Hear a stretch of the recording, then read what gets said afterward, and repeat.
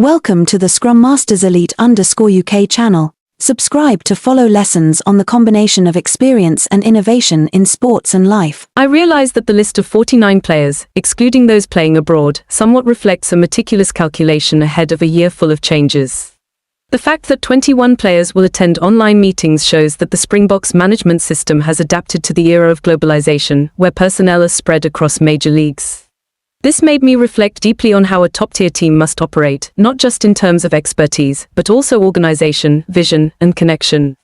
When I look at the 11 faces who have never worn the national team jersey, such as Kai Pratt, Emmanuel Shituka, Saifozafu Imnabalele, Paul de Villiers, Riley Norton, Baithabele Lakani, Jacko Williams, Sebastian de Klerk, Cheswell Yost, Marcus Muller, and Hashim Peed, I am genuinely impressed. After 2 years of using fewer than 50 players, expanding the squad to include 11 new names is a bold step.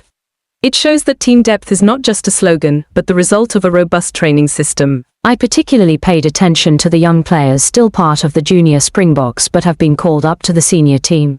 This reflects a philosophy I deeply resonate with, building the future alongside conquering the present. Not waiting until the older generation declines to prepare for replacements, the coaching staff has proactively started to cultivate early. This is the mindset of a collective that wants long-term dominance, not just short-term success. Frans Malherbe's case moved me the most. At 34, after his last appearance in the Rugby World Cup 2023 final, many feared he had played his last match. I believe the decision to call him back not only has a technical aspect, but also shows respect for a key player.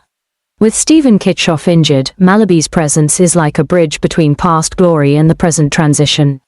I've learned that experience, if it still holds value, always deserves a chance. On the wings, the balance between the old and new generations creates a thoughtful picture. Names like Cheslin Kolbe, Makazole Mapimpi, and Kurt Lee Aarons are still performing excellently. But time is an unstoppable force. I could feel the underlying sadness when Erasmus spoke about the day Mapimpi retires. However, giving opportunities to Jacko Williams or Cheswell Yost shows that preparations are not passive. Here, I see a significant lesson: loyalty and innovation are not mutually exclusive. You can honor the contributions of those before you, but still have the courage to give opportunities to those coming after. Otherwise, the whole system will stagnate. Mapimpi made me reflect more deeply on the concept of value. Despite limited playing time last year, he's still on the list of candidates. This proves that a player's value is not only measured by the minutes played on the field, but also by their spirit, experience, and influence. I wonder, in my own work and life, am I viewing others too short-term? One thing that truly surprised me was the inclusion of players who haven't even debuted in the URC or EPCR. This is a risky move but also demonstrates strong faith in the youth development system. I appreciate the connection between the national team and the school club system.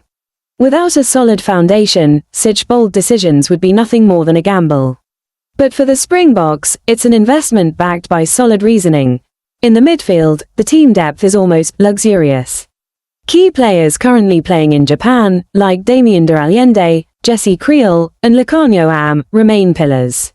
Alongside him are highly promising younger talents. I realize that when a position has so many options, the competition will raise the standard incredibly high. However, it also means that many talented players may be left without a place. The cases of Willie LaRue, Bongi Mbonambi, and Vincent Koch, World Cup champions twice but now absent, are clear examples of the transition rule. I don't see this as a cold exclusion, but as preparation for the worst-case scenario. In elite sports, emotions must accompany rationality. What concerns me the most is the scrum half position with Ambrose Papier. Clearly, he's talented enough for the international level, but he plays in a position where the Springboks have remarkable depth. With Cobus Reinick, Grant Williams, Jaden Hendrickse, and young talent Hashim Peed ahead of him, his path seems almost blocked. I see this as the downside of competition. Not everyone who works hard gets an equal opportunity. But elite sports are inherently harsh in that way. I've learned a big lesson. Focus on increasing your own value, but also accept that there are factors beyond your control. Sometimes, it's not that you're lacking, but simply that the circumstances aren't right. This list is not just a collection of names. It is a reflection of Erasmus' philosophy, combining experience and youth, preparing for both the present and the future, and not shying away from making tough decisions. I respect how he maintains internal competition while preserving the collective spirit.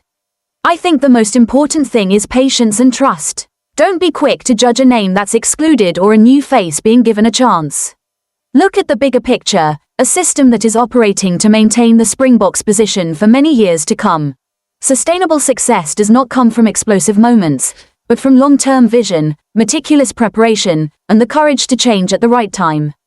In sports, as in life, past glories are the foundation, but the future is the ultimate destination. Thank you all for following. Let's continue to trust in the long-term vision and innovation to build a strong future together.